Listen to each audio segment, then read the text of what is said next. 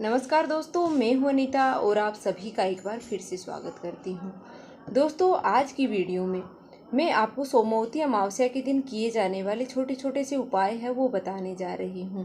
तो सोमवती अमावस्या है वो आज ही के दिन है, वो है मतलब कि 2 सितंबर के दिन सोमवती अमावस्या है, वो पूरे दिन रहने वाली है।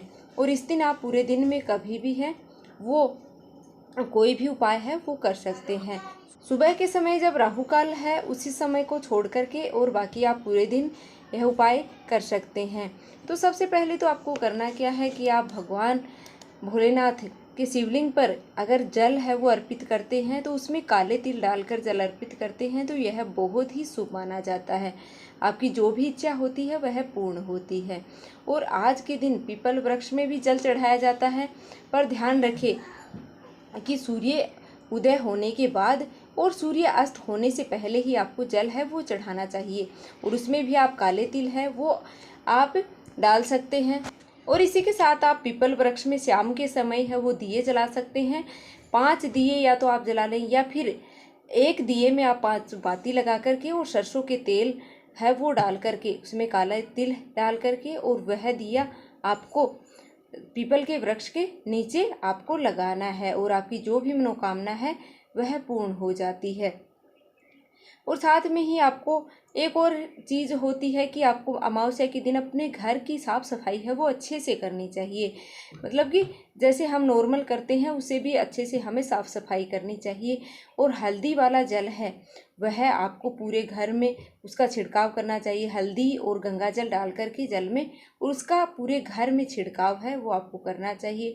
अगर सुबह के समय आपको टाइम नहीं मिल पाता है तो आप बाद में भी यह कर सकते हैं कि पूरे घर में अच्छे से साफ़ सफाई करके और पोछा लगाएं तो उसमें हल्दी और वह डाल करके गंगा जल और अपने घर का जो मुख्य द्वार है उसको आपको साफ़ सफाई है वो अच्छे से करनी चाहिए। उसमें आपको हल्दी वाला जल है उससे आपको साफ़ करना चाहिए। और अगर आप अच्छे से साफ़ सफाई करते हैं, जो भी कबाड़ आपके घर से निकलता है उसको बेच करके आप घर में नमक लेकर आते हैं तो यह भी आपकी नकारात्मक जो भी ऊर्जा है आपके घर में उसको दूर करते हैं। यह भी बहुत ही अच्छा उपाय है, आपको अमावस्या के दिन यह करना चाहिए। और इसी के साथ में एक और छोटा सा उपाय आप कर सकते हैं कि अपने घर का जो मुख्य द्वार होता है उसमें आप छोटे से काले कपड़े में फिटकरी बांध करके और लटका दें। तो ऐसा करने से आपके घर की नकारात्मक ऊर्जा है वह दूर हो जाती है। तो यह आप हर अमावस्या पर बदल सकते हैं। इसको मतलब कपड़ा नहीं बदलना है आपको, फिटकरी है उसको बदल सकते हैं आप। तो ये छोटे छोटे से उपाय हैं वो आप अपने घर में खुशहाली लाने के लिए कर सकते हैं। क्योंकि जब तक हमारे घर में पितृ दोष होता है या पितरों का मतलब वह हो तर्पण हम नहीं करते हैं, उनको प्रसन्न हम नहीं करते हैं तो भगवान भी हमारे लिए कुछ भी नहीं कर पाते हैं। तो सबसे पहले हमें पितरों को ही प्रसन्न करना होता है। आज की जो नई जनरेशन है वो उन चीज़ों को नहीं मानती है तो बहुत सारी परेशानियां हैं उनका सामना हमें करना पड़ सकता है। हम ध्यान नहीं देते हैं और हमें छोटी छोटी सी जो भी हम काम करते हैं, नया काम करते हैं तो उसमें हमें वो सफलता नहीं मिल पाती है। तो हम ज़्यादा कुछ नहीं कर पाते हैं तो ऐसे छोटे छोटे से उपाय हैं वो हमें अमावस्या के दिन अवश्य ही करने चाहिए। और शाम को अपने घर पर भी एक दिया है वो तेल का भर करके हमें जलाना चाहिए।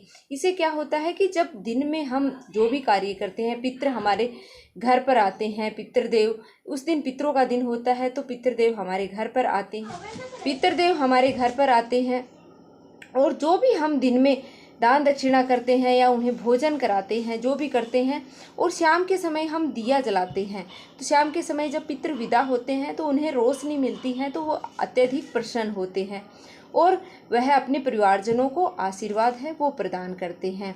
और आप सोमवती अमावस्या है इस बार तो सोमवती अमावस्या के दिन आप ज़्यादा आपसे नहीं हो पाता है दान दक्षिणा तो आप कम से कम एक व्यक्ति के लिए जितना मतलब भोजन सामग्री होती है वो कच्चा सामान है वो निकाल सकते हैं। जैसे कि आटा है, फल सब्जियां, दूध है, घी है, मिर्च नमक हल्दी ऐसी चीज़ें हैं वो आप एक व्यक्ति के लिए अवश्य निकालें। वह आप किसी ब्राह्मण को दान कर सकते हैं या फिर किसी मंदिर में आप दान कर सकते हैं या फिर किसी ज़रूरतमंद जो गरीब लोग हैं उनको आप यह चीज़ें दान कर सकते हैं। तो ऐसे छोटी छोटी सी चीज़ें हैं वो आप ज़्यादा कुछ नहीं कर पाते हैं, तो यह चीज़ें आपको अवश्य ही करनी चाहिए। इसके अलावा आप नहाने का जो जल है उसमें आप तुलसी की लकड़ी है उसको एक बार ऐसे घुमा कर के ही उसे स्नान करते हैं, तो उससे भी हमें पितृदोष से मुक्ति है वो मिल जाती है। तो बहुत से ऐसे छोटे छोटे से उपाय हैं, सरल से उपाय मैंने आपको बताए हैं।